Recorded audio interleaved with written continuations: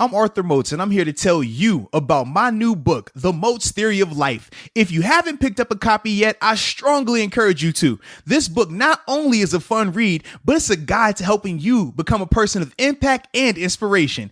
If you are ready to take the next step to improving not only your life, but those around you as well, go get a copy of The Moats Theory of Life, and it's available at moatstheory.com.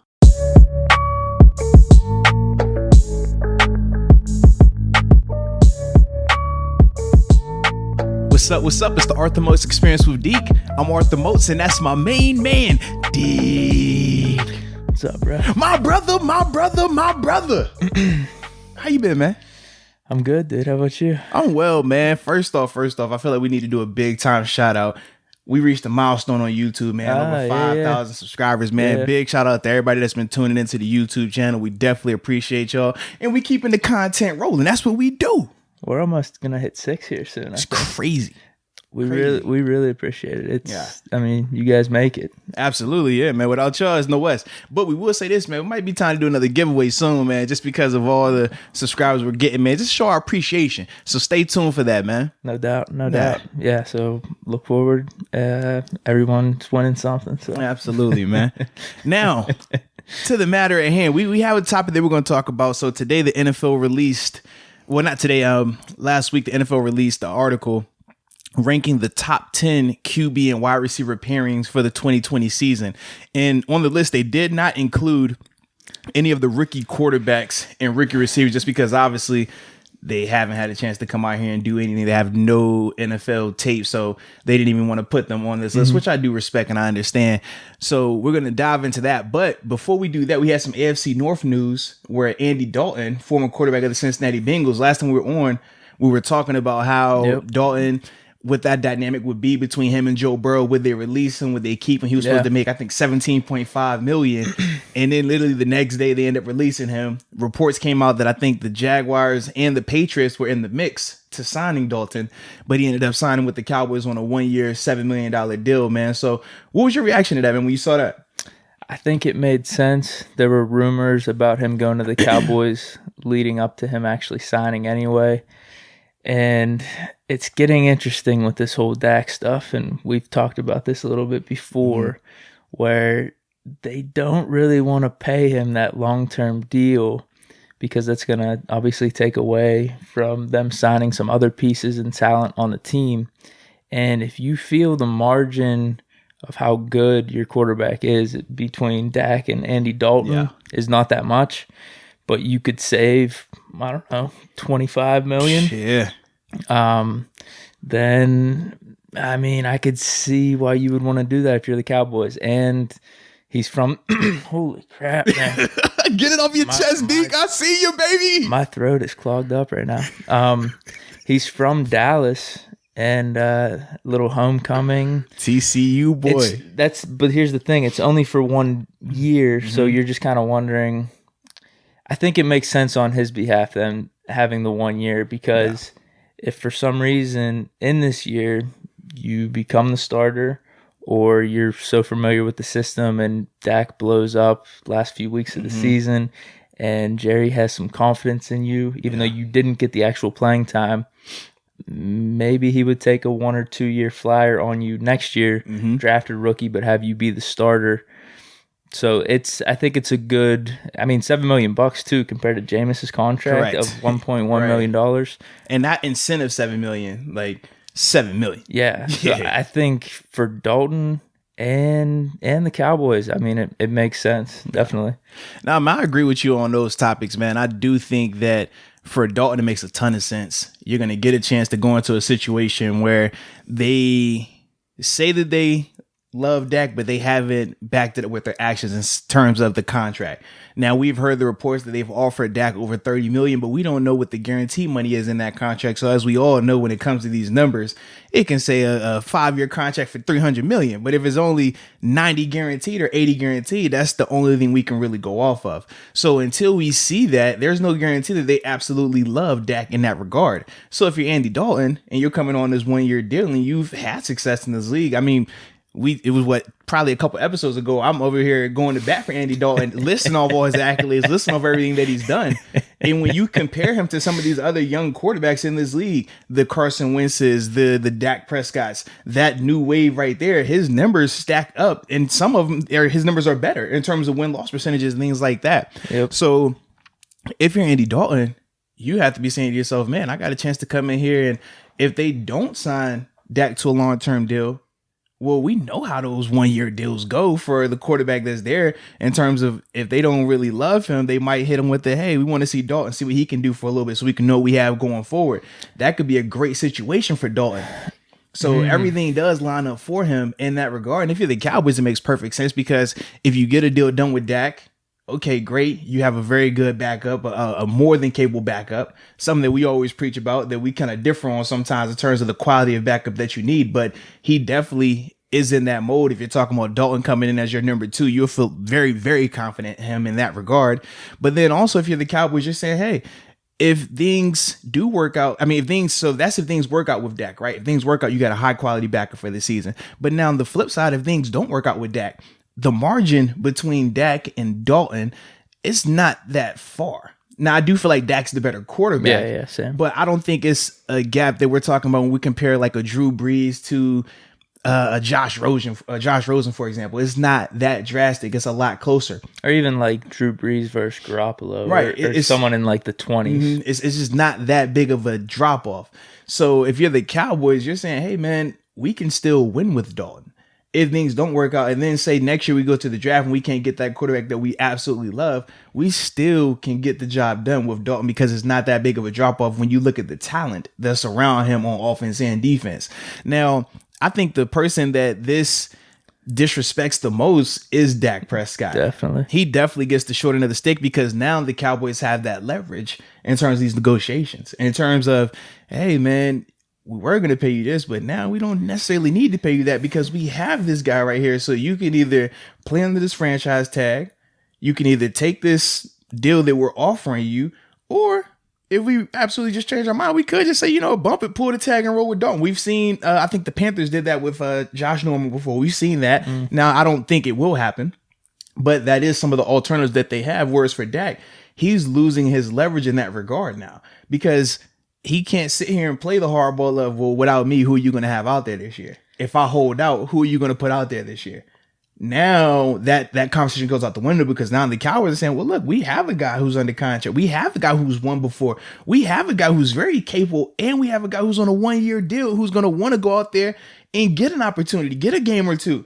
And if he does, that's only going to make him more money. So it really hurts Dak in that regard. And I mean, as a player, I viewed it as very disrespectful, because I'm like, man, if I put in all this work for you, I've won these games for you. I was a part of the transition from the Tony Romo era to me. And we've been to the playoffs 2 years out of the 4 years that I was there. I was a 4th round pick. I got paid $2 million last year. $2 million. All these other guys on the team, they got paid, but me. And you bring this guy for 1 year, $7 million. Like I'm feeling some type of way about that.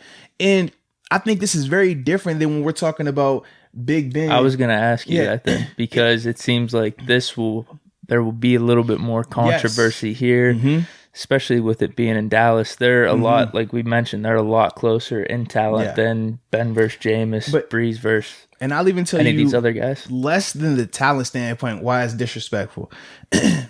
Aaron Rodgers and Jordan Love, not disrespectful. Big Ben, and if you would have brought in Cam Newton or Jameis Winston, not disrespectful, and here's why. When you look at Big Ben, when you look at Aaron Rodgers, what's the thing that both of those guys have in common that Dak doesn't have? Not winning. Well, Super Bowls, but they got the guaranteed contracts. They already got their contracts. That's it. They already have gotten paid. So it's not an issue of, man, am I going to get paid? It didn't matter who you brought in to back up Big Ben. Big Ben is going to make $34 million. He's going to be out there, period. When you look at Aaron Rodgers, I don't care if you draft Jordan Love, because he's still getting his guaranteed money. He's paid. He's good. Dak was a 4th round quarterback. He hasn't seen any of that money. What does Ben and Aaron Rodgers also have in common? When were they drafted?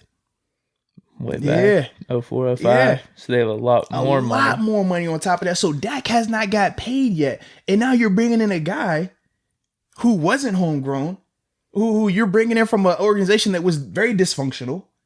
And you're giving him, hey man, take the $7 million right now. We're good. Before I even get my check. Like, that's the issue. That's the biggest thing that I have in terms of why I view it as disrespectful. Now, if Dak would have already had a deal in place, well, hey, man, I don't care about you bringing in Dalton for the $7 million. That's fine. Yeah. But the fact that you're going to pay this guy $7 million and you haven't paid me yet, and people, he's going to get the franchise tag. We still already know how the franchise tag thing works, man. If it plays out for him, great, and he gets a long-term deal, great. If he gets hurt, could be bad for him. They also have the leverage of saying, we can pull that tag at any time also prior to the season starting.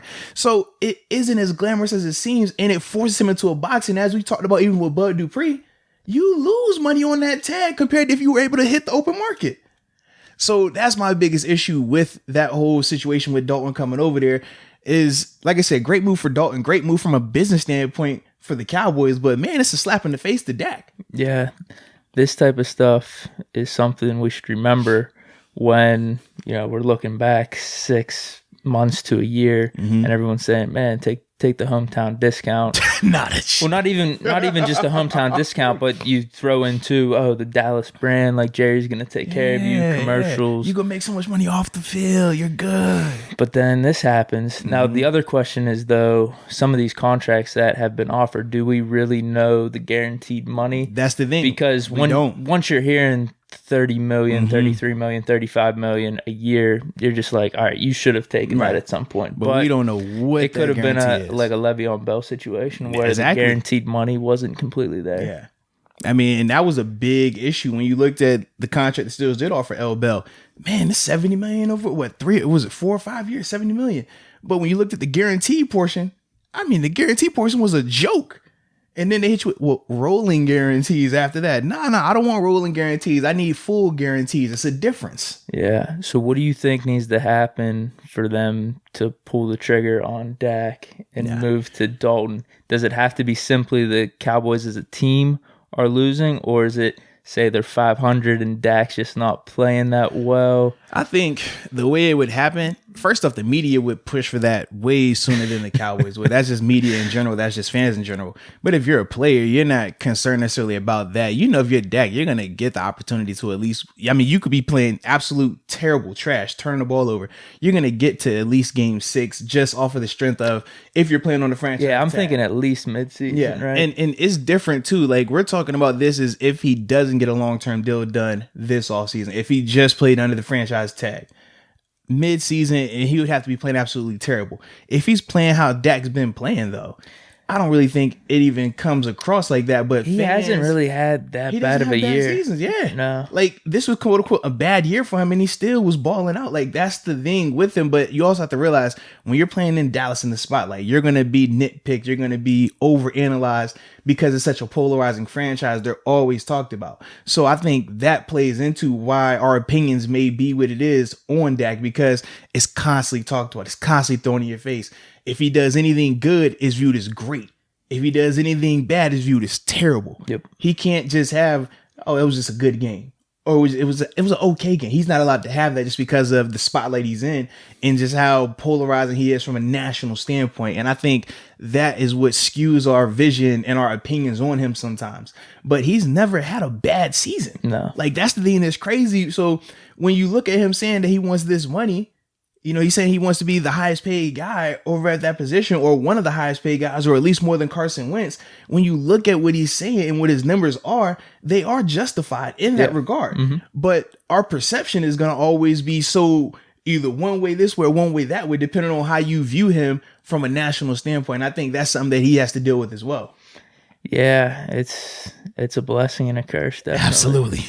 That is definitely a blessing and a curse, because I'm wondering how much the whole, what I like, the clutch moments, the it factor, the fourth quarter, and that's something that's not really on his resume. Mm-hmm. So even if he is having a really good season, if somehow he falters in a couple games in fourth quarters, then that's kind of your reputation then. And it's unfortunate, but it's just unfortunate. I'll put it that way for his long-term outlook for being a starter. Mm-hmm. But we'll see what happens, man. It's going to be interesting. Definitely is, man. So that's my feelings on that whole thing, man. It's just crazy, crazy, crazy. Yeah, so as a GM, you wouldn't have done that then? Me personally, not. But I already told you, too, I'm more, if this guy's homegrown, I want to take care of him, because not only is it important to take care of the guys that you draft, but it also sends a message to the next wave of guys, because they're going to say, hey, man, these guys pay their own. If you ball out, they're going to take care of you. Whereas the message this sends right now is, if you ball out and y'all can't agree on the contract, they bringing somebody in here to replace you. How you feel about that? And it's like, man, he was a 4th round pick. It's not like he was a 1st rounder where he saw money up front. He's not like Zeke, where Zeke saw a ton of money up front. When Zeke was talking about holding out, when he was in Cabo working out, he was already going to be getting paid some millions for that season. It was different than Dak, who was he was going a glorified thousandaire. Yeah. Like it's different levels to that contract as a 4th rounder versus a 1st rounder. Even Amari Cooper. Remember Amari Cooper, they were like, is he going to hold out? He has no need to hold out, because the money he was scheduled to make, he was good because he was a 1st rounder. It's different if you're a 4th round guy. And I think that's the thing, that if you're the next wave of draft picks for these Cowboys, you're looking like, dude, like that's a crazy situation. This is quote unquote the face of the franchise, the starting quarterback for the past 4 years. Like, how do you not take care of him, but you bringing in other guys? You bringing in a replacement for him already. Yeah, no, I'm with you. I would have done the same thing. I just would have rolled with Dak.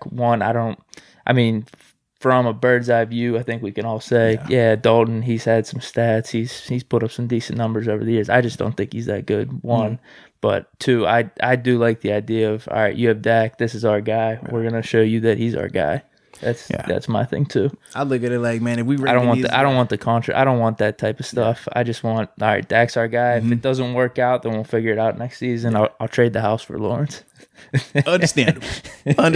But for me, like, when we talk about controversies in the QB room, this is what you want to avoid. This is a genuine one. Right. When you some of the other fans are like, oh man, Jameis or Cam here, that creates a dysfunction in the room. No, it doesn't, because this dude's already paid in Big Ben. Big Ben is already the biggest thing in Pittsburgh, regardless of what. If Jameis or Cam came here and led this team to an undefeated season Super Bowl, would they ever be bigger than Ben Roethlisberger in Pittsburgh? Not a chance. That's just how it is. Period. So regardless of the success that either one of those guys would have had, they could have went and broke every record in the book. They would have never been bigger than Ben. And Ben knows that. The team knows that. The organization knows that. Fans say they know that, but then they get nervous at the thought of somebody coming in, which to me is crazy, because I'm like, how can you say one thing, but then your actions are totally different? But you hear these radio personalities, you hear other fans chirping and stuff. I just don't want to hear it. But you know what that's it? That's the blind leading the blind. You don't hear the player say that. When have you ever heard a player come out and say, man, these dudes, they beefing like that? When have you heard a player come out and say, oh, it's a power struggle, who's the biggest? Even when we were in that locker room together with AB and L Bell at the height of their careers, we all said the same thing, man. Look, AB and L Bell, they know regardless of how much success they have, they are never going to be bigger than Ben in Pittsburgh. Period. That's just how it is. It's a foregone thing. Like, it's not even nothing to debate. So for football players, you already know nobody is going to come here and be bigger than Ben. Nobody. But fans get so nervous about it. For what reason? How can you talk about this guy as if he's a god, but then all of a sudden you look at him like he's mortal when you act on it? Like, and that was the difference. Like, and I feel like that's why we always had a disagreement in terms of, well, why wouldn't you do that? Why wouldn't you bring that guy in? Because it's not the same. Whereas here, this Dak and Andy Dalton situation, this is that. In terms of that controversy, unless Dak has a long-term deal done, there's going to be issues. And they might not publicly put him out there, but I can assure you Dak is going to think about it every day. Andy Dalton is going to be looking at him every day like, yo, I'm about to get this. You can watch me in practice. The pass is going to be looking amazing in practice. I'm just telling you, this is how it goes. Because Dak isn't, think about, is Dak the best quarterback in Cowboys history? No. Is he a top 3 quarterback in Dallas Cowboys in terms of star power? Is debatable. Probably not. It's going to be Aikman, Starbuck, and probably they might throw Romo in there. I'd put Romo over, right? For sure. So that's the issue. Where you got Don Meredith too, even. You see what I mean? Yeah. So when you go down that list, Dak isn't secured like that there from a money standpoint or from a notoriety standpoint. He doesn't have that luxury. He can't just, man, you know who I am. My track like Ben. Man, you could debate all you want, Bradshaw. Man, everybody knows Ben. Like when you talk space, you say Ben. Yep. That's just how it is. So that's why that situation was drastically different in terms of it's not a threat regardless of who you bring in here. You could have brought Brady in here. It's still not going to be a threat to Ben because Ben in Pittsburgh is Ben in Pittsburgh. It's no different now if Ben or anybody goes to New England. They're never going to be bigger than Brady in New England. No matter what they do, they're never going to be bigger than those guys up there. Drew Brees in New Orleans. Just pick and choose where you want to go. There's about, 4 or 5 guys maybe? Absolutely, who are they're legends in that city. There's nothing you can do. You will never be bigger than those guys. Mahomes has already achieved that. Right. He has already achieved that. Dude, speaking of Pittsburgh and Ben, though, did you see that Herd segment where he was comparing quarterbacks and kind of finding where their perfect fit was to the city? So he was like saying, I'm trying to think of one that was flipping the city with the quarterback. What did he say? Oh my goodness, I can't even. I think he said like Aaron Rodgers, San Fran. Okay, I can Aaron see Rodgers that. being like the California boy out in San I could definitely Fran. see that. So he had all these different. They were really good. They were all really good, and the most clear one was Big Ben in Pittsburgh. It's already a match perfect, made in heaven. It fits. Big Ben is Pittsburgh. No other quarterback represents their city like Big Ben. And that's my whole thing, man. So that's why I felt like if you brought any of those guys in the backup bin, it's never going to be an issue. And why, on the contrary, when you bring in a Dalton to back up Dak, that is an issue.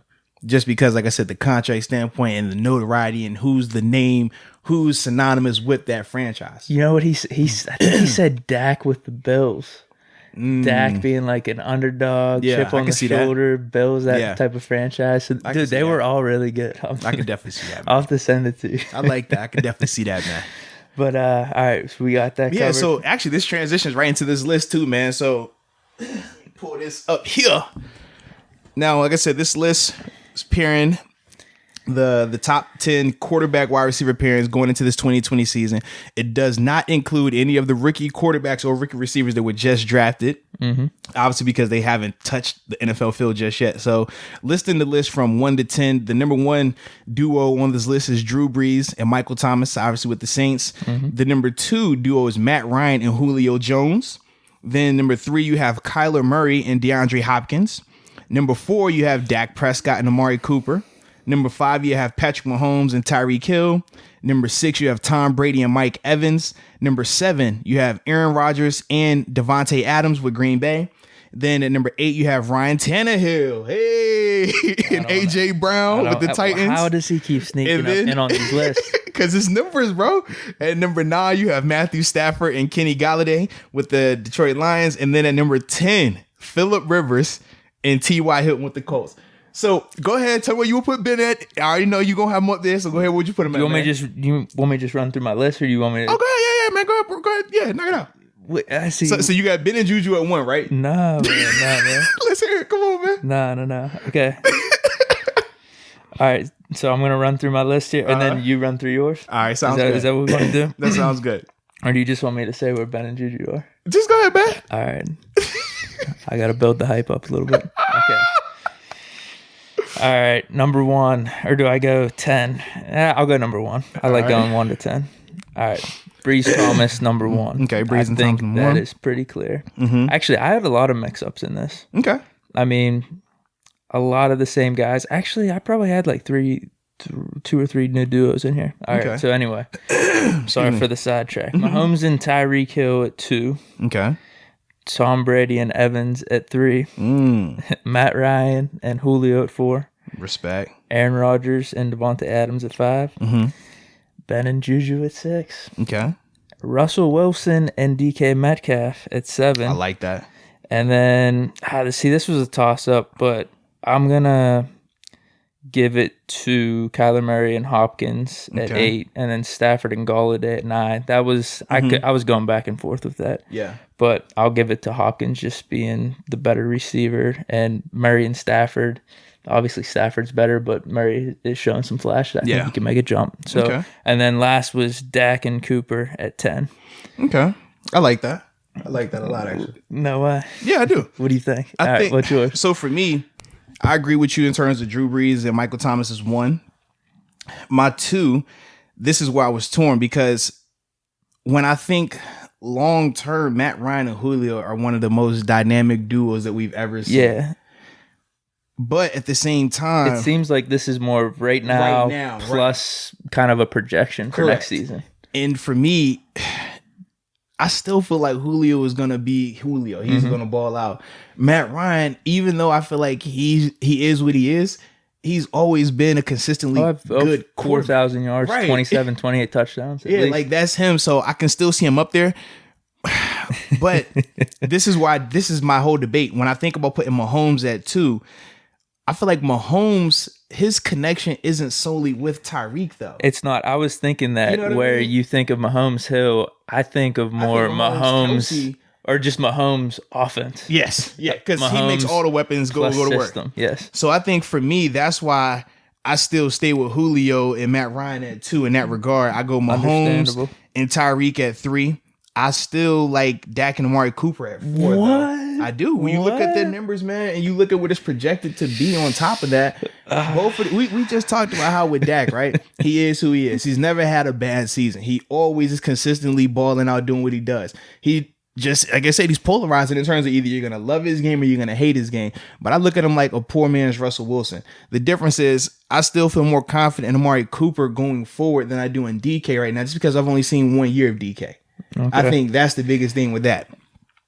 So from there, Kyler Murray and DeAndre Hopkins. At 5. Yeah. Okay. Because DeAndre is crazy. That boy's a man. Okay. He's a man. I'm definitely more quarterback friendly on mine. Okay. Like the quarterback had more impact. I think okay. Because as you're bringing up your reasoning, you're saying Hopkins is like the reason here. That's how. So like I filtered probably more through quarterback. Who's the quarterback I want, and then I kind of judge the receivers there. I could dig that, man. Okay, I can understand that. So you got Murray and Hopkins at 5. Yeah, so they're at 5. Then let's see, who did I have at 6?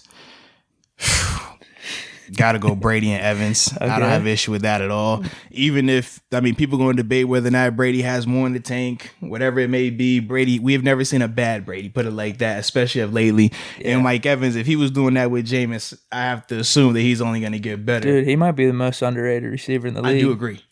Yeah. 1,000 yards every season. Him and Keenan Allen are very underrated, man. I don't think yeah. either one of them get the respect that they truly deserve in this league. Yeah.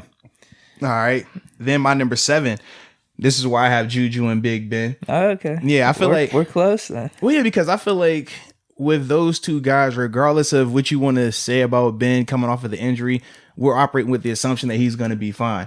And when I look at him and Juju, both of these guys have been highly successful. Juju, 3 years in the league, 2 crazy good years, 1 year where you can say, okay, it was a down year because of the injuries, because of the quarterback, because of whatever it want to say. But when I look at the 2 years where he's had been 14, I think it was 1,400 receiving yards and then 960, I think it was the first year. And he had over, I know it was over 100 receptions. It might have been 111 receptions. Yeah, so he had 58 receptions first year, 111 his second year, and then 42 his third year. Yeah. So when I look at that, man, it checks the box for me in terms of what he's able to do from a receiving standpoint, run out the catch. He has 2 seasons back to back with 97-yard touchdowns. Yeah, he's going to be 24 this upcoming season. He's still a baby in this league, man. So for me, I definitely got to have Big Ben and Juju up there.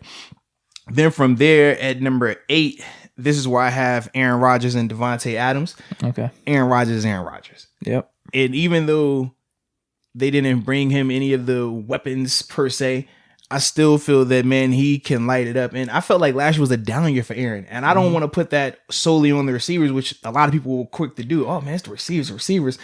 We said at times, man, he wasn't playing as well as he could have been playing, but they had a great running game and the defense was elite last year. And that really helped them out. I'm not anticipating Aaron Rodgers having another season like that. And that was his first year under the new coaching staff. So I said, for me, man, I think all that plays into he was also his first year back from an injury. Because remember, the year prior to that, he played, 4 or 5 games or was healthy in a couple of games. But other than that, he missed a ton of time, was banged up a ton of time. So I think that first year back could have been rust, which I know people don't want to believe quarterbacks can have rust when they miss a lot of time because of an injury. Nah. So for me, I don't hold that against Aaron Rodgers. I just chalk it up as, hey, man, he was rusty. Yeah, you can do that. I'll look to Brady with the ACL. He came back pretty solid. Uh-huh. But no, with the whole Rodgers thing, though, I got a question for you because this is something that the Herd was saying the one time, that his numbers were really good this year in terms of touchdown to interception ratio. Correct. Like if you wanted to point at, no, Rodgers didn't have a down year, you could just strictly look at that. But he was saying, and I mean, I could kind of see his point that Rodgers he plays kind of nonchalantly, but at the same time too safe, where it's not like I'm really gunning for it, but I'm going to play safe, have my interception and touchdown ratio looking good.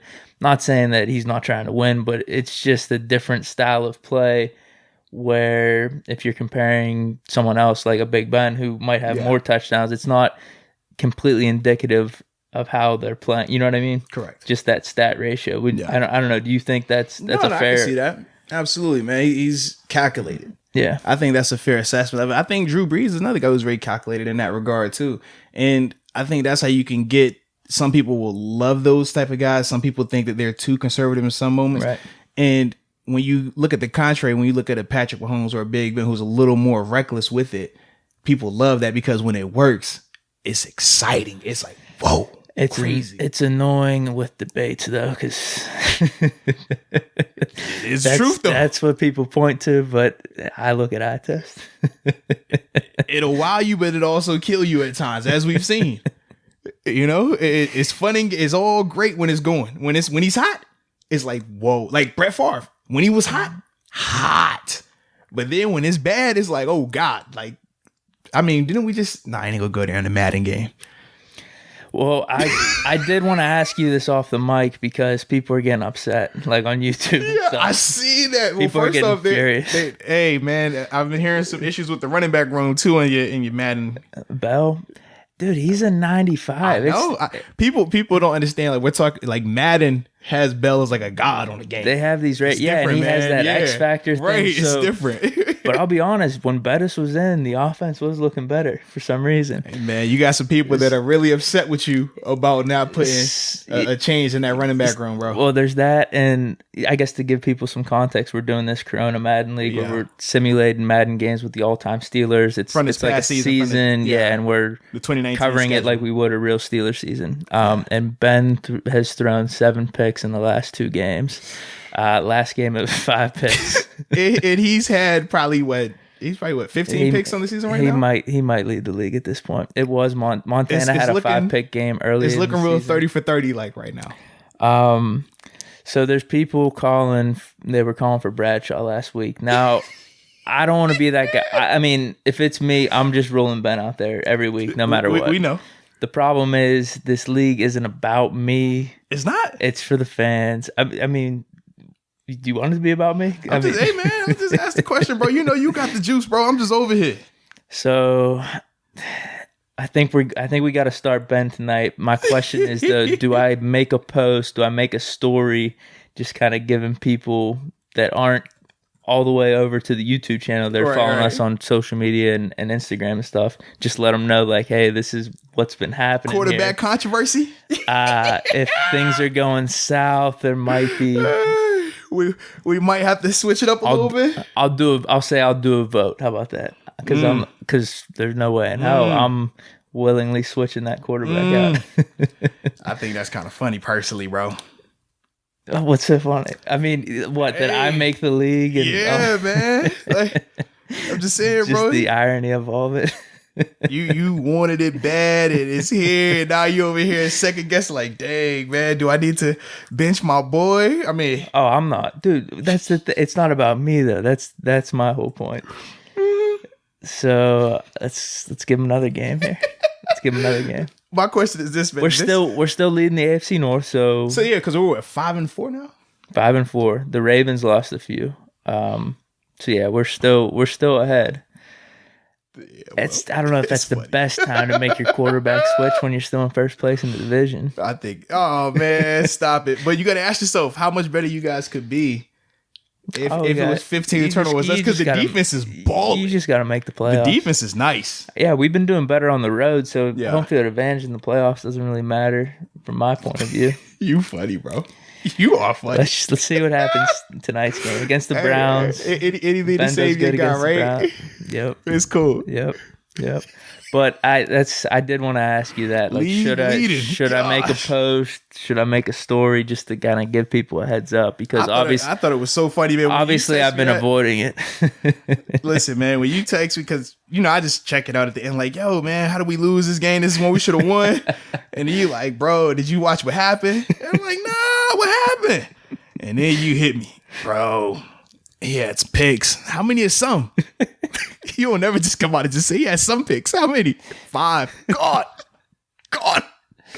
We were in the game to the last drive. And he threw a pick 6. He went Jameis on us. I like it. Yeah. See, but that's my thing. I'm like, man, just imagine, like, if you were to make that switch and we had somebody who wasn't turning the ball over as frequently. Just think about how much better. How much more dynamic. Bradshaw's a gunslinger, though, too. We got Cordell at the third string. No. We ain't going there. Bradshaw, though. He was a 4-time Super Bowl champ, man. He deserves a shot. He's 1 rating lower than Ben. Ben's a 93. Bradshaw's 92. See, I ain't know that. I thought it was like a large disparity between those two fellas. What do you mean? Game. In terms of the overall rating. Like, when we talk, like, Le'Veon to Franco. Like, people like, put Franco, and I'm like, Franco, they got 91. They got him 91 as a fullback, so I can't switch him to halfback. They got him at like if you try to do that, they got him like a 75 as a halfback. Yeah. But people don't really be understanding that, and that's why I'm like, that gap is different. Ben to Bradshaw in the game, it's not that big of a difference. And then Bell and this is what I thought with Bell. He's 95. Like, he was 94 before the season, but there's like that gradual increase for some players throughout the season. You do your training and stuff. So he bumped up an attribute, but he's got that X factor. The X factor is key, bro. And Bettis, I think he's like a 89 or 90. Yeah. So, I mean, that's 5 attributes better, but he hasn't been performing like the bus. But I think, too, man, the bus is hard to tackle. Whereas Le'Veon, it's like, on the game, if you catch Le'Veon, you can bring him down. Yeah. Bus, you take 2-3 guys to bring him down every time, bro. Bus had some nice catches, too. Yeah, man. So, it wouldn't be too far-fetched if you were to roll with the 4-time Super Bowl champ. Let's see what happens this week, because we're still in first place. All right. We're still in first place. But wouldn't you want to stay ahead of it, though? Yeah, I do, but let's just see. Let's see what happens here. All I know is if Bradshaw was rated higher than Ben, and Bradshaw had this many picks, you would have been made that switch. Oh, yeah. It would have been a quarterback controversy after week 2. After week 2. Because his first 2 games, he lit it up. I would have bumped up Ben's rating too, just before the season. Wow. Wow, you dirty dog. Hey, man. Jeez. Bump Bradshaw's down or something. Wow. Bradshaw said it himself.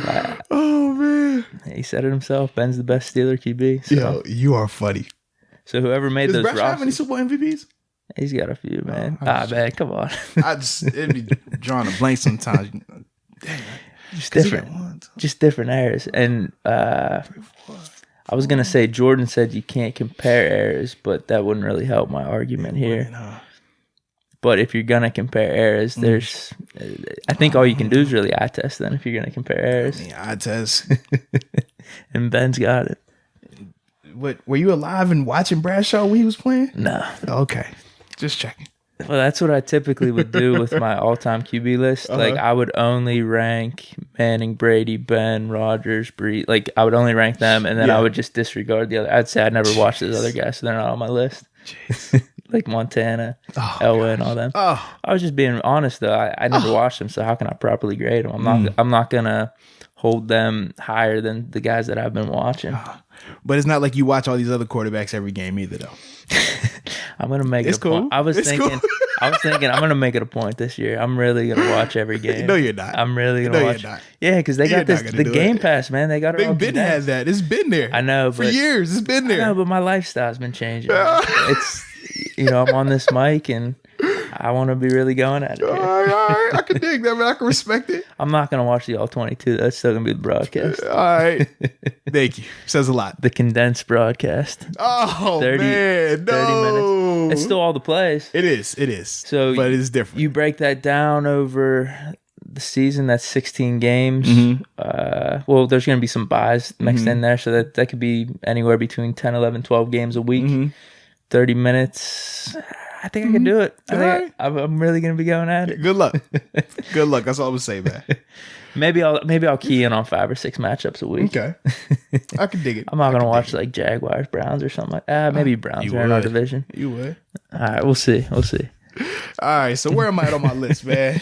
What happened Let's see. there? Yeah, you just like hijacked me. It's cool. I'm sorry. So let's see. I had Ben and Juju at 7. Oh, we're talking about Rodgers and Adams. That's what it was. How'd we get to the Madden League? I have no clue. No. Because you started out, you said that Rodgers being careful, and then Ben was brought up with picks, and then you was like, "Whoa, I actually wanted to talk about something." No. And then from there, you went on your rant about Big Ben and how you justify his league interceptions in these CML league, and that's kind of how we got down that path. So now that we're out of there, I got Rodgers and Adams at 8. Mm-hmm. I have just like the list, man, Matthew Stafford and Kenny Galladay at 9. I think Stafford, man, and it's funny. People are already like assuming that Big Ben is going to win Comeback Player of the Year. But in this article, the dude says that Stafford is his leader for the whole Comeback Player of the Year because obviously he missed last year with the back injury. Mm-hmm. And I think a lot of people did forget that he had missed that much time because of that. So, but he's another guy, man. When you look at his numbers, they're always very consistent, man. Very prolific pass. He's going to have the gaudy numbers. That's what he does. In terms of your word, big winning, that's the thing that he lacks sometimes. But in terms of who he is, I look at him in the same vein as I do a Matt Ryan. Like, they're going to always consistently give you 25 plus touchdowns, always going to be in that 4,000 plus passing yards. Like, that's just who they are. They're never going to do the Mahomes like or even a Ben like in terms of giving you something that could be just a crazy year, but they're never going to have the alternative to that either, where they're league leading in picks, league leading in this. I mean, just playing very, very reckless. Like, this is not his game. See, I think Stafford's kind of got that it factor in him a little bit. Just remember. See, I think that's where we differ. Well, the only thing I'm going back to is he's had some like crazy finishes in some games. Yeah, but the one where he like broke his collarbone and came in and threw the game-winning touchdown. So I'm just gonna put it on Detroit's dysfunctional organization. See, I look at it like this though. If you got to pull up just that one instance throughout his career, that's not enough for me. You see what I mean? Like, if we were to talk big, moments, like, I think he's got it in him. Like if it hasn't shown by now, it's not gonna be there. That's all I'm saying. You know who you are at this point in your career. He's a top 15 QB though. Yeah, absolutely. And this is my thing. Top 12, man. Like, when we talk about Matt Ryan and we talk about Matt Stafford, they're not bad quarterbacks on a stretch of the imagination. They are really good quarterbacks, but it's the difference between being really good and being a great quarterback. When we talk of the great quarterbacks in this league, I don't put Matt Ryan and Matthew Stafford in there. They're right on the cusp of that, but they're not in the same vein as a Mahomes, as a Breeze, as a Ben, as a Brady. They're not there. So that's why for me, I can't say that, you know what I mean, about him in terms of, oh, he has this clutch thing or he has that, because if he did, we would see it more consistently. We don't see it on that same level as those guys I just named. Those guys show it all the time. Who's looked upon it in a higher view right now, though? In what regard? Obviously, if you're picking quarterbacks right now, you would say... Oh, go ahead, tell me who. What? No, you would take Matt Ryan over Stafford, obviously, but I think... See, that's debatable to me. Really? I lean more towards Stafford. I'm not a Matt Ryan guy personally. Well, I was just gonna say that Matt Ryan, it's like that whole Jordan and LeBron debate where Matt Ryan made it to the Super Bowl. He won the MVP. He's made it further in playoffs. Yeah. But we're gonna almost hold that against him. Correct. Whereas with Stafford, he's never even made it to never even made it. But seeing the collapse in the Super Bowl, correct, where in LeBron's case, like that Mavericks finals, right? Or how LeBron went to 9 straight finals, but they're like, oh, he's 3-6 in the finals. Jordan 6-0, but nobody talks about how many times Jordan got knocked out in the first round. Yeah, like, it's losing on the bigger stage that kind of gives you a stain I'm like, on man, your so brand. you gonna tell me that it's better to lose in the first round or in the Eastern Conference Finals than it is to lose against the champion, the best team in the league? Like, I'd rather lose in the Super Bowl or I'd rather lose in the NBA Finals than lose in the first round or not even make the playoffs. Like, in that fashion, though? Dude, I would rather... So you mean to tell me you're going to feel better about yourself if you didn't make the playoffs?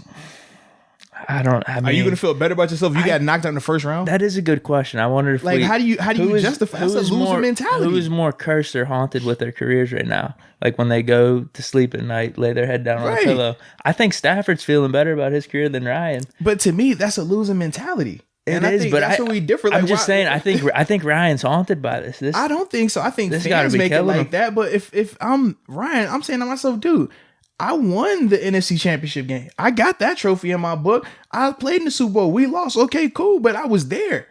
A loser mentality to say, at least I ain't choking the Super Bowl. Like, when did it become cool to be a loser? Like, please help me understand that. No, it's not cool. But you and a lot of fans, I'm not going to attack you, but like a lot of fans, they justify like, I'd rather lose in the first round or I'd rather lose in the wild card round in the Super Bowl. Like, how like that's a loser mentality. No, I'm saying if I was that person, I think I would feel just easier about my life going forward if I was Stafford. That's a loser's mentality. It's just kind of like, God, my career was nice, like low key that's nice. That's a loser like, mentality. You know, my organization was a little bit dysfunctional.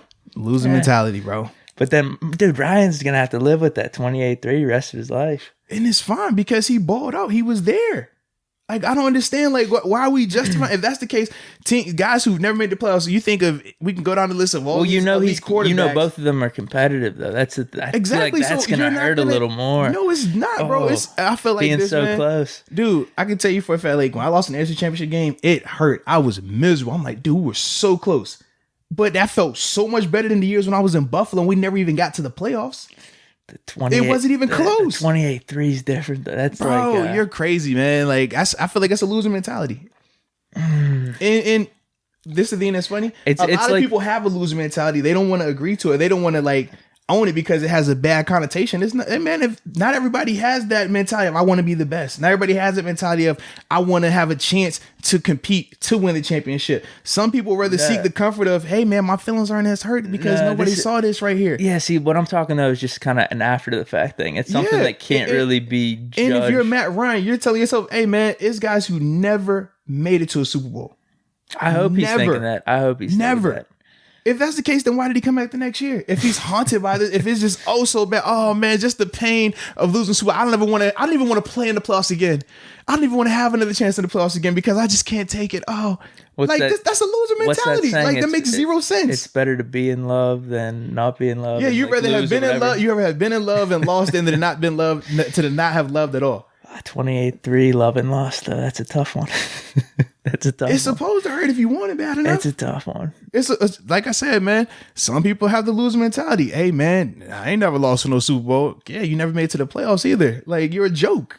Like that's how I look at it sometimes. I wouldn't be puffing my chest out and saying. But that. you're saying if we're thinking mind to mind in terms of Stafford and Ryan when they lay down at night, Stafford's over here. Man, shoot, I feel good. I ain't never lost in the Super Bowl.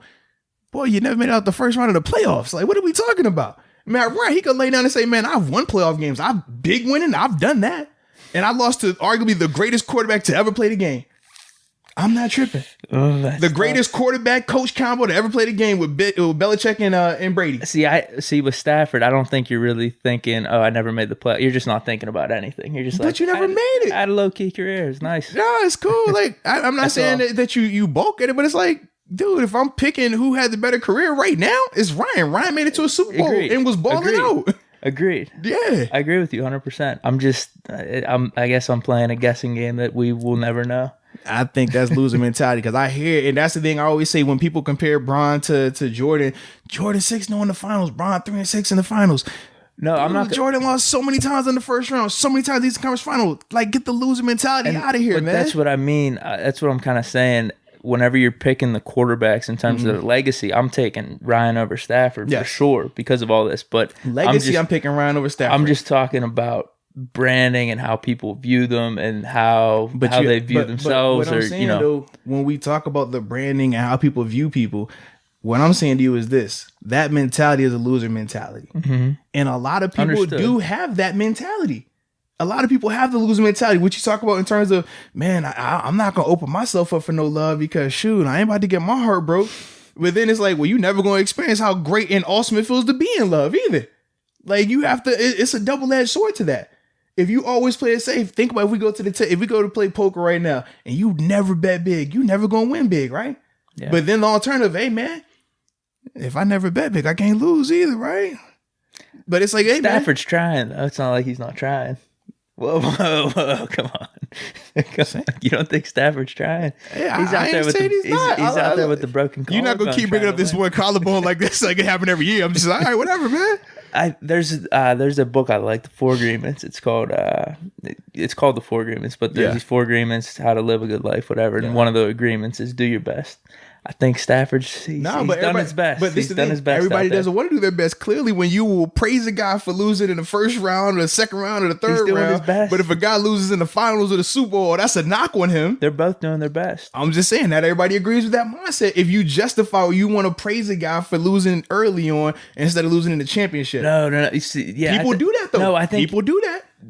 We've talked about it. I'm not talking about praising or knocking either quarterback. Yeah. This is something that we'll never know. It's just like, if I'm that person and I got to deal with my own thoughts, that's, you know what I mean? That's kind of the difference here. Yeah. Because I'm not knocking Ryan for that. Yeah. I'm taking his career over Stafford. Absolutely. But it's a lot of people. And we've heard this argument numerous times, man. Here's the thing, though. I mean, we've talked about this off the mic before, and even on the mic. I mean, life's more than football. So I'm sure Ryan's going to be going on with his life, understanding that. He's going to be fine, bro. Yeah, football doesn't really define me. Yeah. I'm hoping that at least. I'm sure there's people that struggle with that, though. Yeah, I'm sure it is too, man.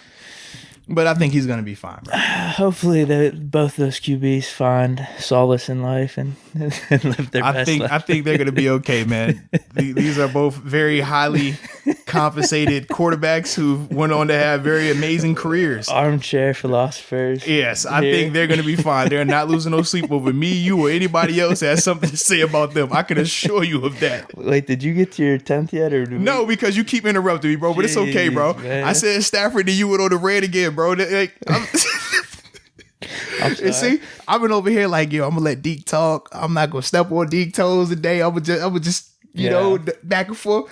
Deke over here, I'm talking over you. I'm like, man, all right. I think you appreciate it, though. I think we're having a back and forth with it, though. Hey, man, you're entertaining it, at least. I don't know how much you really like it. You know what I'm saying, man? I'm at 9. Can I drop my 10th down, please? 10, Jeez. 10, all right. Absolutely. Hi. So for my 10th one, I go Josh Allen and Stephon Diggs, man. And the reason I do that, when I look at Allen's numbers this past season, over 3,000 passing yards, 20 touchdowns, 9 picks, very productive. But then when you look at Diggs this past season, 63 receptions, 1,100 receiving yards, 6 touchdowns. But just throughout his career over his, 5 years, 1,000. We had 1,100 this past year, 1,000 a year before that, 849, 900, 700. So he's always consistently balling out. And when you factor in that he's going to go to that Bills offense where he's going to be the guy, he's not going to have to share with the Thielen. That means I'm anticipating those numbers going up even more. And if, depending on how you feel about Kirk Cousins to Josh Allen's, hey man, I don't really view it as that crazy gap. It's like how we talked about earlier. Mm-hmm. So in that regard, man, I think that you see an increase in both of their numbers in that regard because Josh has never played with a receiver to the caliber of Stephon Diggs, man.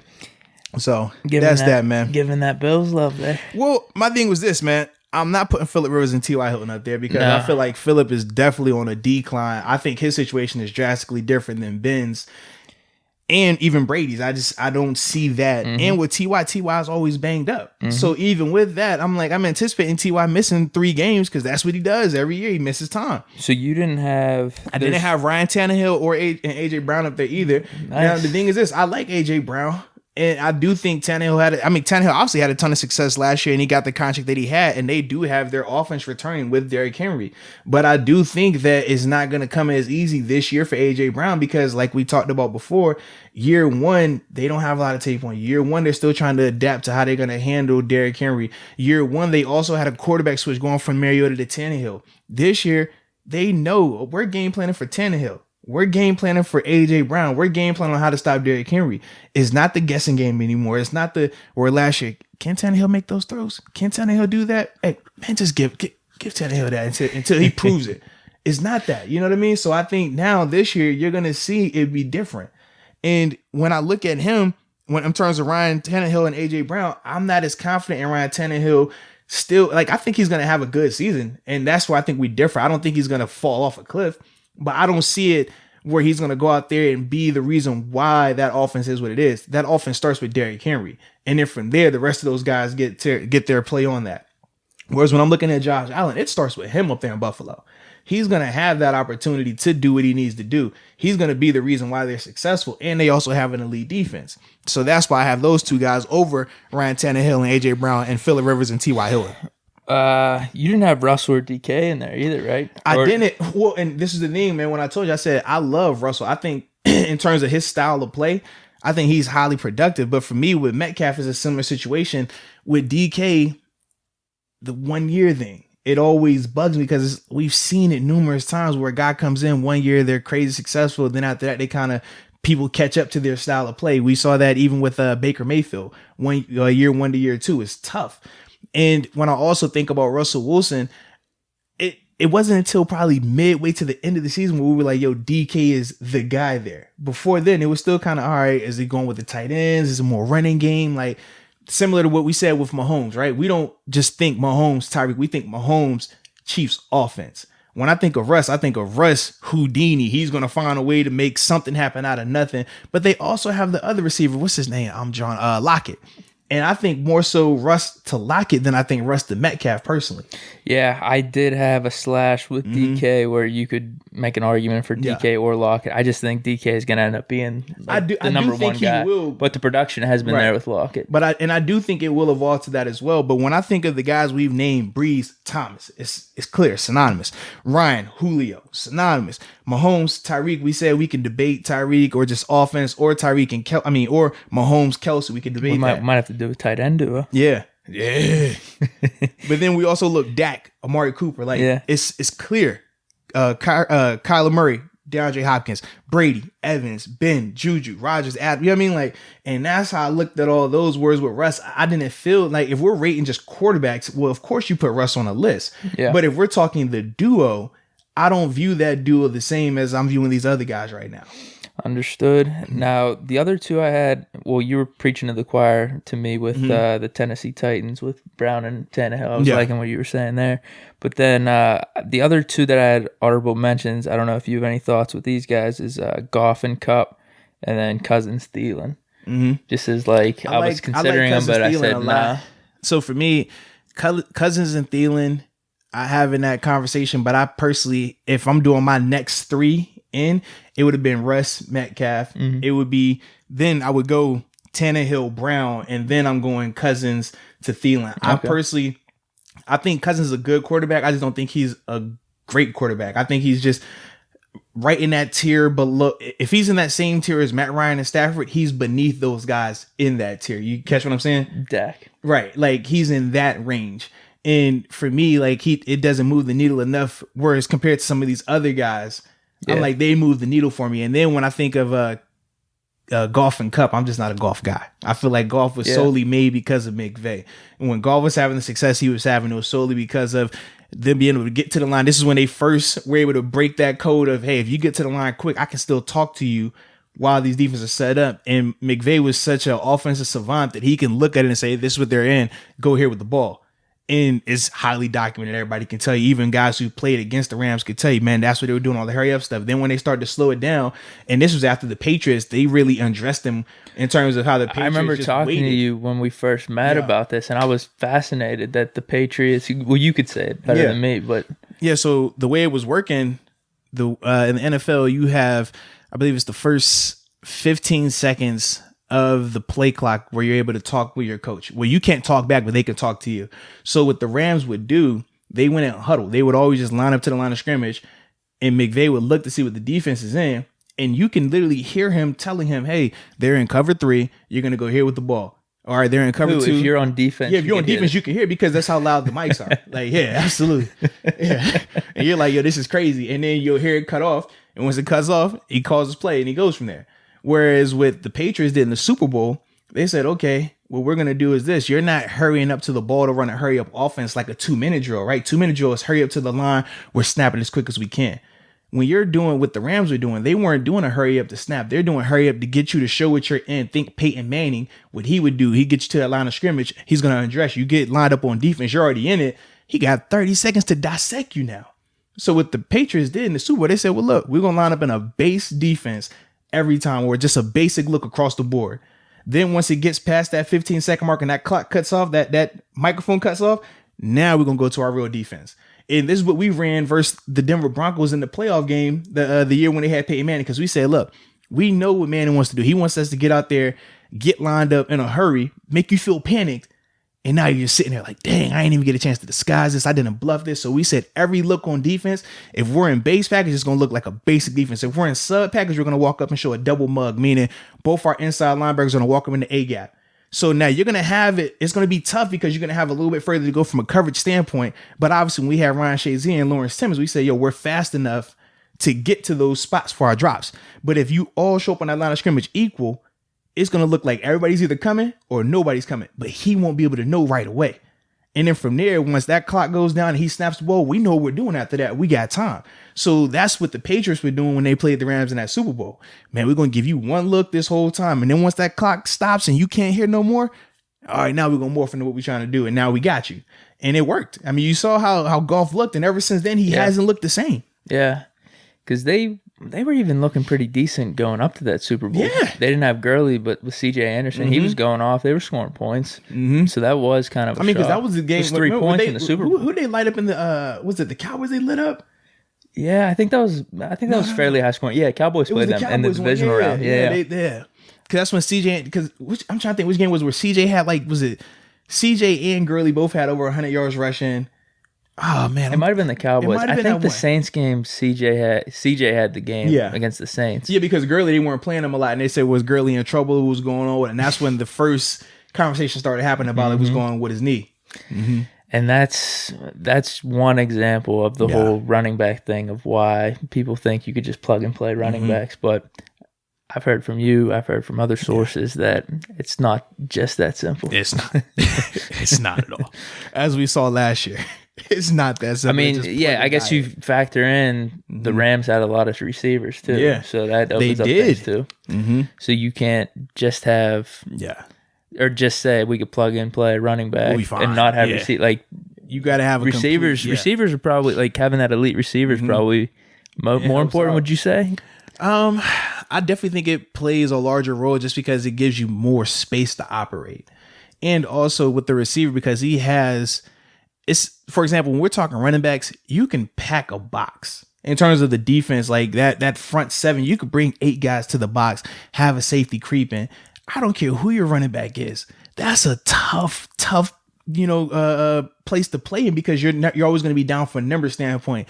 And when we're talking numbers as a defender, you always wanted to be equal, 5-on-5. 6-on-6, 7-on-6, because depending on if you're playing a running quarterback or not, we should always have an extra guy, a free defender, typically your safety, your weak safety. So every time you're playing defense, it's always, hey man, I'm trying to force the ball to whoever my weak safety is or whoever the seam flat, like the extra defender is, because they don't have a guy to account for him. And unless you're playing a running quarterback where they're running speed options, stuff like that, you never have to account for the quarterback. You always have an extra defender. Whereas when you're playing teams that don't have that receiving threat, man, you could pack the box like that. And now you're good. You got 1, maybe 2 extra guys. When you got teams that, man, when you got to go out here and you're covering, man, they got Julio over here. They got AB over here. They got this receiver. You can't pack that box. You crazy. You going to single them guys? Not a chance. Even on Odell's bad years, you're not singling Odell. It's not happening. So you already know you down 2 guys in whatever count you're doing because you got to have a safety over there. And then from there, if you have an elite receiver and then a really good receiver, like how it was AB and Juju at that time, it opens up so much for those running backs because now the numbers are either equal or the offense has the advantage in terms of having that, hey man, they don't have enough in here to stop us because they got 4 guys out there covering. 4 guys out there covering. You do the math, they short in the box. So we're good. And that's that whole thing. So that's why it is important that you have a dope receiver, but more so if you have 2 just high quality receivers out there, that changes a lot. Yeah, that's interesting, man. Interesting Absolutely, stuff. man. Is there anything else you wanted to touch on with these lists, like final thoughts? I don't think we differed that much. I think we both left off Phillip Rivers and T.Y. Hilton and Tannehill and A.J. Brown. I think you just included... I have Russell and DK. Russell and DK. I have Murray and Hopkins a little lower than you. Yeah. But who would you bring in to take place for for Tannehill and Brown and Rivers and T.Y.? Ben and Juju and Russell and DK. That's what it was, because I did Ben and Juju and then Allen and Diggs. Yeah, and we differed just a little bit. I think you were not necessarily more focused on receiver. Maybe it was more equal, where I'm probably a little bit more towards who the quarterback is in my decisions here, because that was kind of why I had Murray and Hopkins a little lower. But yeah, I mean, anything on like Ben and Juju being in here? Oh man, so for me, I feel like Ben and Juju's numbers, they speak for themselves. When you talk about quarterback receiver duos, it's there. You got the elite quarterback in Ben. Regardless of what you feel about him coming back from the injury, his track record speaks for itself. He's crazy productive. All the things you want to put superlatives next to him, it factor, clutch, plays through pain, whatever it is, like he does all of that. With Juju, I'm banking on Juju going back to the old Juju, the first 2 years we saw, not last year where he had the injuries, where he had the quarterback issues. I'm not going to hold that against him. I think when you pair those two together, those two can match up with anybody in this league in terms of what you're talking about in terms of dynamic duos. Now, obviously it would be different if we're talking Ben and AB. They would probably be one on this list when they were playing. But right now, just because we don't have the long body of work of Juju that we had with AB or with some of these other guys on this list that are ranked ahead of him, I still feel like that's the only reason why I don't have them up there higher. But for these NFL guys, leave them off the list. I think that's crazy, especially when I was thinking, okay, maybe it's because of Ben coming off the injury. But I said, you got Stafford up here. Stafford's coming off an injury as well. Phillip Rivers off a bad year. You might as well chalk that up as an injury as well. Yeah. To have those guys up here and not have Ben and not have Juju, to me, I think that's crazy, especially when I even look at Rivers and T.Y. I said both of those guys dealt with injuries last year. Both of those guys, in terms of Rivers, had a bad season last year. I'm not putting Phillip Rivers and T.Y. Hilton over Big Ben and Juju. That's crazy to me. No. I just can't go with it. No, definitely not. Because I was debating. I got them at 6. You have them at 7. Mm-hmm. I was debating between them moving up to 5. I got Rodgers and Adams at 5. I felt like that could be like a flip-flop. I just gave it to them. Like, let's just say Rodgers been a wash for this sake. Juju versus Adams. I do think Juju definitely has the potential to overtake Adams in terms of production this year. Mm-hmm. But up to this point, I think with Adams, his past 2 years, what he has shown, I'll give him the nod just as of right now. If we're factoring right now in projections, like as maybe a 50-50 split, Adams has him in the right now. Juju potentially in the projection, but who's going to be surprised if Adams outperforms Juju. Well, and see, for me, my debate was Big Ben Juju going up over Brady and Evans. Okay. And we talked about how Evans, I view, was highly underrated. We both agreed that he was very underrated in terms of his productivity, in terms of just the notoriety that he gets. I can't put Juju over Evans in that regard, just because Evans can ball. He's done it consistently, and he's done it with Jameis. You're bringing in Brady, that goes up. And now when we talk Brady and Ben, I know you don't agree with this. I think Ben's going to have a really good year, man. And that's fine. But when we comparing those two quarterbacks, I personally have Brady ranked above Ben. A lot of people would. So I'm not. All right, understandable. So that's my whole purpose in why I have Brady and Evans in front of Ben and Juju. Understandable. When I look at my top 7 QBs here, Breeze, Mahomes, Brady, Ryan, Rodgers, Ben, Wilson. Mm-hmm. The one that sticks out is Ryan, and the reason we both give them 4, or where'd you have them at 3? You had no. So I had Ryan and Julio. They were still at 2. I was debating between Ryan and Julio at 2 and Mahomes and Tyreek at 2. Yeah, so I would say in that class of quarterbacks, we would all have Rodgers, Ben, Russell, Brady, Mahomes, Breeze over Ryan, like as a tier, right? True. But you just as a duo, Ryan and Julio, that's like something special. So you got to give it to them. So that's and how long they've been doing it too. Yeah. Like you talking rapport, you talking and I also, and we go back to this, I think Julio is going to benefit even more because of the addition of Todd Gurley down there now. Because we talk about how even with Gurley last year, he didn't get over the century mark in any of his games, but he was still very productive. Weird. It was and weird. We saw even at the Steelers game, he was eating us up, and they just went away from him. It was weird because I unfortunately drafted him in fantasy, but he would have, when they would play him, he would have maybe a 2 touchdown game, maybe 5 or 6 catches. They wouldn't just consistently over the year. They weren't giving him rushes like that. But if he was getting touches, there was potential for touchdowns. It looked like when you talk like a pitch count. It was weird. Looked like they had him on a strict. You're gonna get the ball 5 rushes, 5 pass plays. That's it. And whenever that number hit, they weren't budging off of, because we saw that Steelers game when the Rams played the Pittsburgh Steelers.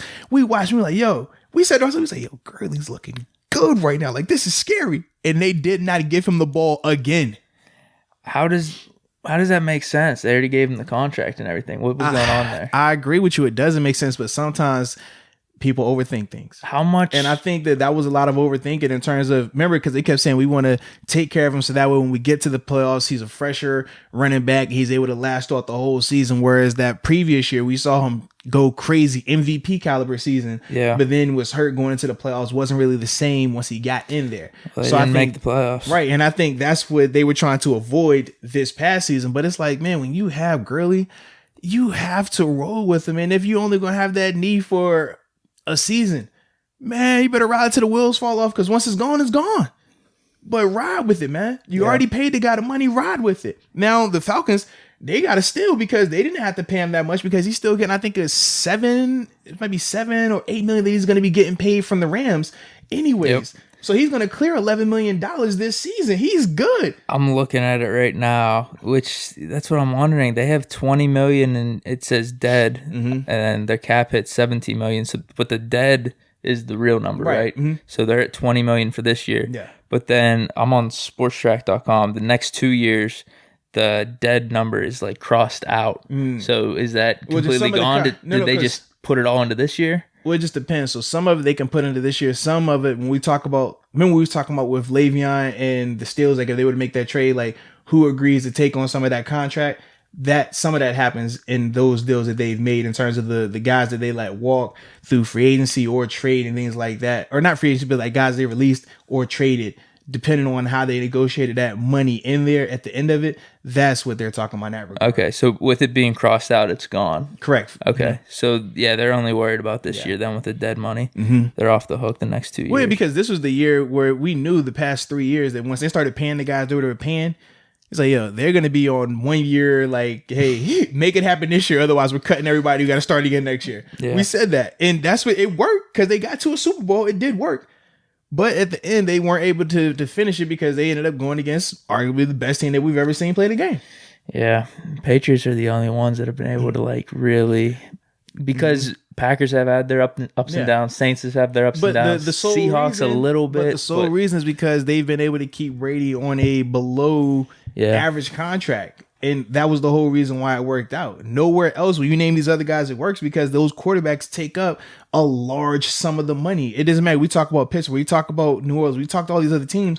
Their quarterbacks are getting paid crazy money. Brady wasn't getting that. This is going to be Brady's first year getting quote unquote crazy money. It's still cheap. And it's still cheap. Right. It's still cheap. Wow. And that's the difference. And that's why he's typically able to have teams that have enough on offense and defense, not just solely offense, because everybody associates, well, you got to have weapons on offense. No, when he was in New England, he had pieces on defense to take care of him. And that's the difference, man. Well, you could attribute that to the Bulls dynasty, too. We're seeing it in this last dance. Oh, man. Brady, it seems a lot more willing. Yes. But, I mean, Pippen's contract was absurd. Man. Even Jordan's was cheap for most of his career outside of the last 2 years with the Bulls. I think he was getting like $30 million. But Pippen's was so Pippen cheap. got robbed, bro.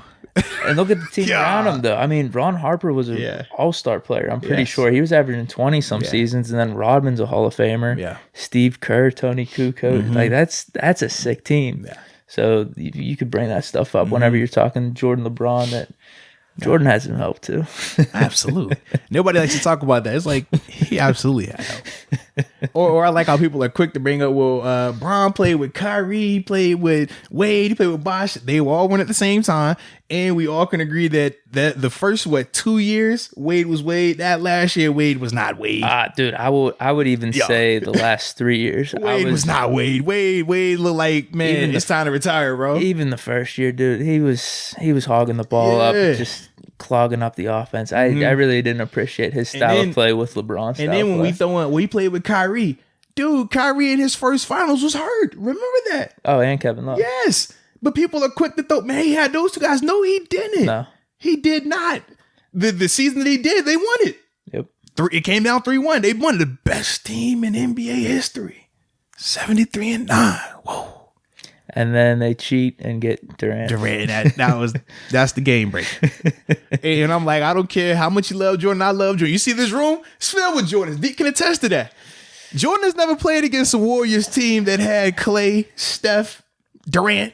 He never faced a team that was on that caliber. Let's be real about it. I'm still deferring to Jordan right now, though. I ain't tripping, bro. I'm still deferring. I want to see. Jordan guy. I want to see LeBron's career play out. If he wins one with the Lakers, then I'm just simply saying there is because I'm a huge LeBron fan too. I just say it's always hard when we want to compare those two because it's never apples to apples in that regard. Like it's a lot of variables that have went into some of the things that have held LeBron back in the finals. And the only thing that when people are quick to knock, well, the Maverick series, that's cool.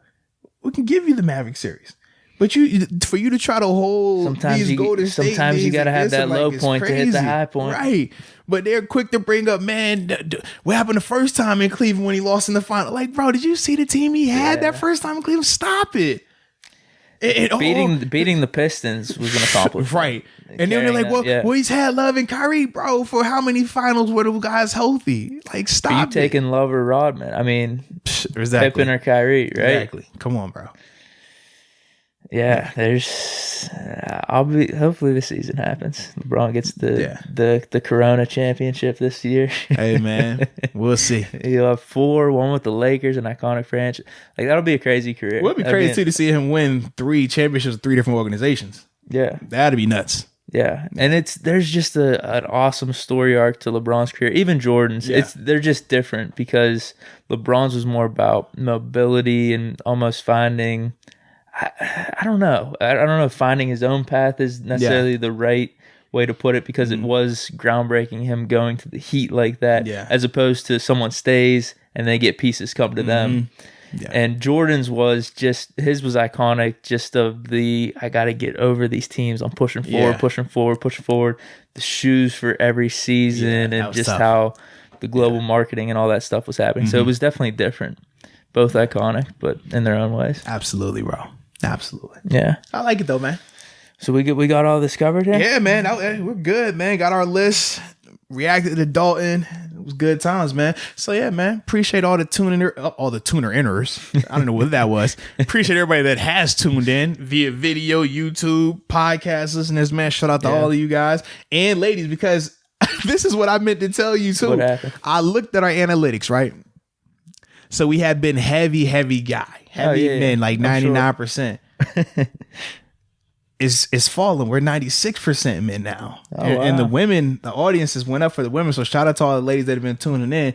And I said, I attested to Deke because Deke's been coming in here as a fashion mogul, a fashion guru with some of his outfits. And that's the reason why our women followers have went up. So we appreciate all the women subscribers out there. Just wait till these stores open up. I'm going to get some new fits here. And Deke definitely appreciates y'all as well. So he's going to keep bringing in the heat, man. So shout out to Deke, bro. Well, once these places open up, man, I told you I need some new fits for the summer. I'm just waiting on the suit with no shirt that we saw you record. And is that going to make an appearance here? It was a hot matchup, dude. Is that going to make an appearance here? That's what I want to know. On the podcast? Yeah, just curious, man.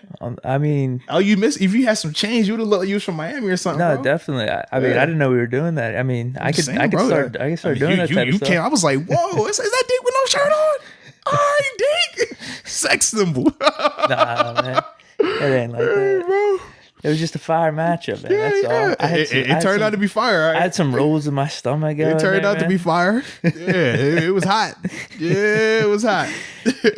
I had to show it off, man. So I like it, man. So yeah, shout out to Deke for helping us get more women followers and subscribers, man. All right. Is that what it was? Yeah, probably the Corona. It was the Corona matchup last week. It was that, bro. It was that IGTV. Said, God, who is this stud? Who is this stallion? Ooh, man. I like him. I'm about to subscribe just for him. Taco meat, bam. I'm trying to get our subscribers up there. Hey, by any means, man. I appreciate it, bro. Putting it all out there. I appreciate it. So me and Deke appreciate all of y'all. Okay, and until next time. Peace.